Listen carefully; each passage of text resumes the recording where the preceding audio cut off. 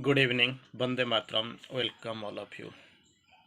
Here it is a nice topic for us. The foundation of the ashram.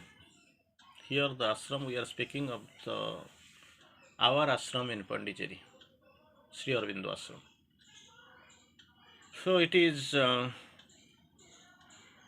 about the foundation of this ashram.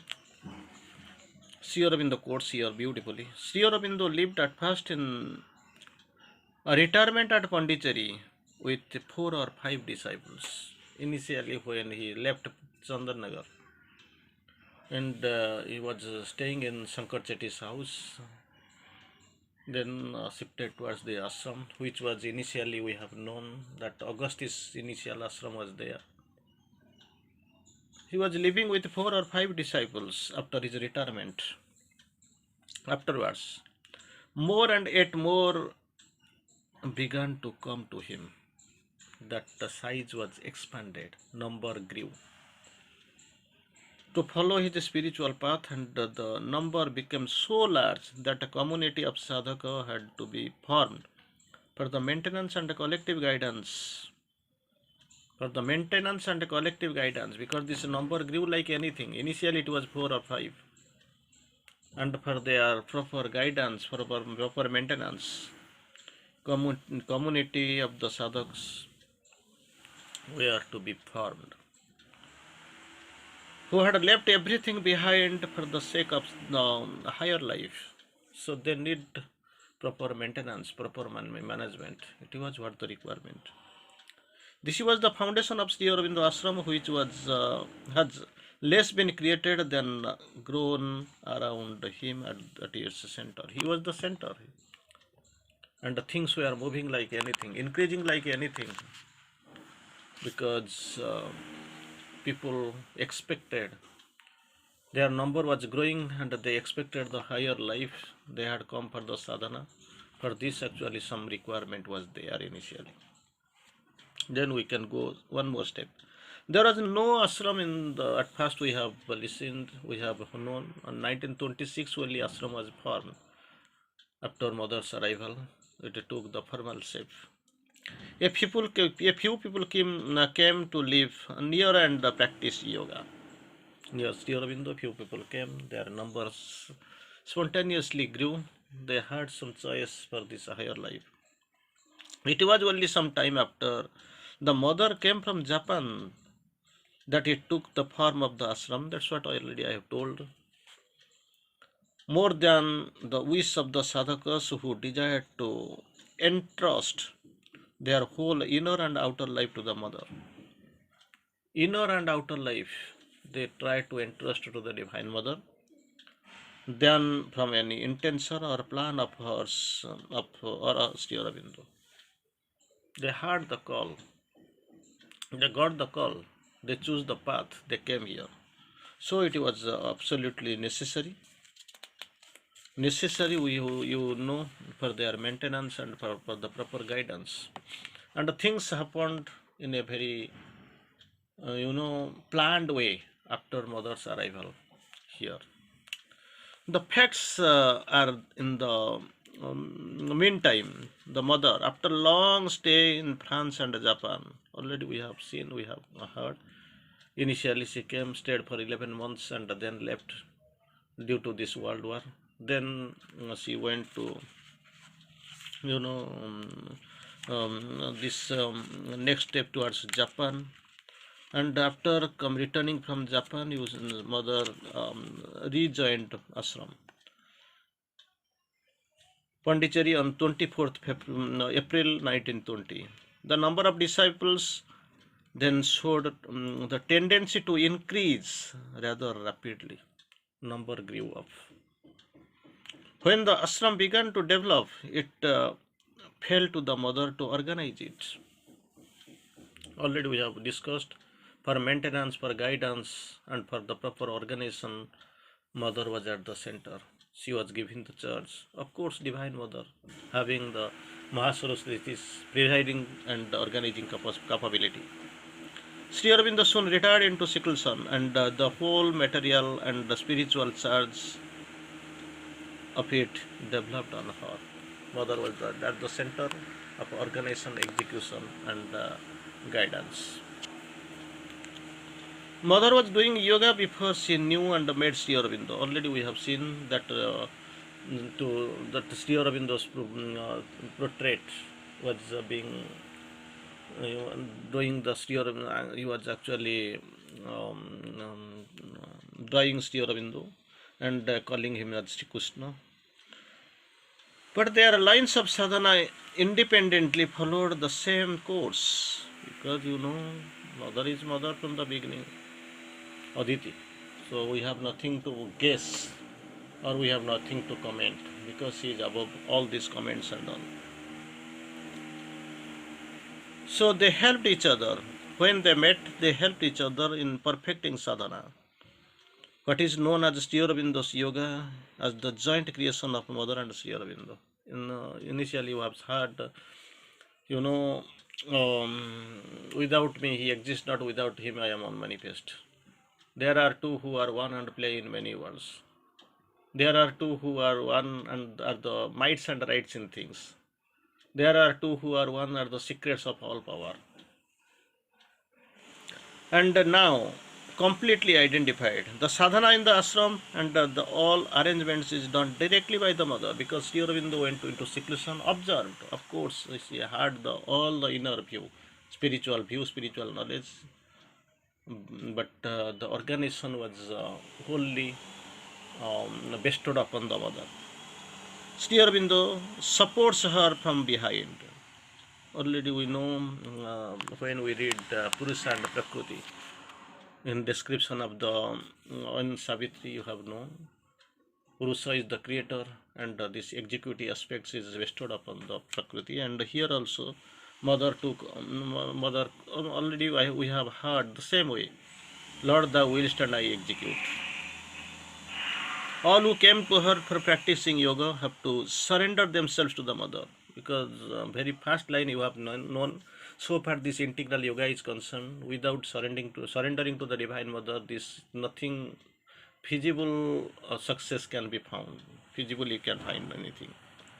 Mother who helps them always and builds up their spiritual life. Builds up their spiritual life, it is there. Mother is not the disciple of Sri Aurobindo. She had the same realization and experience as myself. Mother course, Sri Aurobindo course. Do you feel she is my disciple? She is also my mother. Same work, same creation, same realization. That's what Sri Aurobindo course. The sadhana started when she was very young. When she was 12 or 13, only 12 and 13, that time actually this sadhana started. Every evening, many teachers came to her and taught her various spiritual disciplines.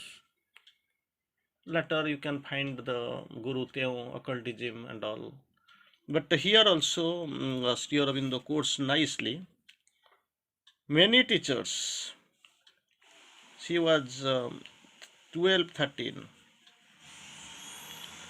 Every evening, many teachers came to her and taught various spiritual disciplines.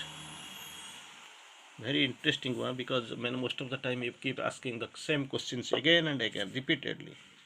Among them was a dark Asiatic figure. When we first met, she immediately recognized me as the dark ascetic figure whom she used to see long time ago. Dark Asiatic figure. When she used to see him for the long time ago, she immediately recognized me. That's what Sri Aurobindo quotes. Came her and work with me for a common goal was. It was their divine dispensation. Common goal. That is what is requirement. That is what is you can find very delicate way. The mother was an adept in Buddhist yoga, and the yoga of the Gita also. She was quite adept, very much. Buddhist yoga and Gita yoga. Even before she came to India, her yoga was moving towards the grand synthesis. Grand synthesis. After this, it was natural that she would come here because she was adept in Buddhist yoga and Gita yoga, and there was a great synthesis in her. So finally, it was there. Even before coming to India, it was very much reflected. So she was definitely, it was inevitable for her to come. She has helped and helping to give a concrete form in my yoga. Sriaurobindo openly means accepts.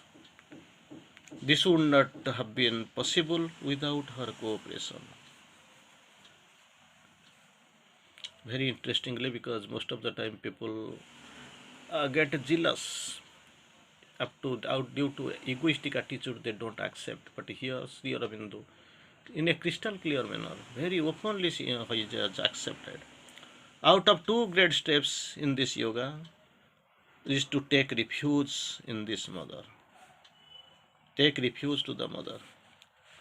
And later we can go little bit forward, very interestingly. Sriaurobindo quotes nicely. At the beginning of my present earthly existence, I came into contact with many people who said that they had a great inner aspiration. People who came in contact, and mother quotes about them, about their inner aspiration, at urge towards something deeper and truer, but that they were tied down, subjected, slaves to the brutal necessity of earning their living. Roti kapda makan. They were having brutal necessity of earning for their living, and this weighed them down so much. Naturally, they lived for themselves. Roti kapda makan, family, sansar, their burden. Naturally, they were weighed down. Took up so much that time and energy that they could not engage in other activity. They could not be able even to glimpse. So much weighed down. This sansar, this burden, this pressure of roti kapda makan, they were so much weighed down they could not be able to get any time even to look up. Inner and outer activity, spiritual activity, also impossible. I heard this very often. I saw many poor people. I don't mean poor from the monetary point of view, but poor because they felt imprisoned in a narrow and deadening material necessity. That's what mother quotes. So poor. Poor means not monetary poor. They were poor from the point of view of this imprisoned life, narrow and deadening material necessity. So they could not be able to free themselves out. That was their problem. Many people, not one or two. I was very young at that time, and always used to tell myself that if ever I could do it, that was the mother's wish at the early period, I would try to create a new world of quite small one, but still a small world where people would be able to live without having to be preoccupied with the food and the lodging and the clothing, roti kapda makan. They should not be much more preoccupied with that roti kapda and makan. And imperative necessity of life, that is what is the height and the breadth of the human needs. To see whether all its energies are freed from the certainty of the secure material living, that would turn spontaneously towards the divine life and the inner realization. If they can be able to manage this roti kapda and makan naturally, they will try to be enclosed, unfolded, or come out of this material necessity, and they will lead a secure material living. If this material living is secure, they can come out and live towards, move spontaneously and consciously towards the divine life and inner realization. Then comes mother. Towards the middle of life, my life, this was the very initial period, what I would like. Very young mother course. Then later mother course towards the middle of my life at least. What is usually middle of a human life so far age is concerned. This means we are given to me. And I could realize this. And I could create these conditions of life so that people will come forward, be liberated from the bondage of this social, this narrow roti kapda makan life, and they will try to lead a divine life and a divine realization. That is what my ambition, and I tried for that. Thank you for now. We'll see tomorrow.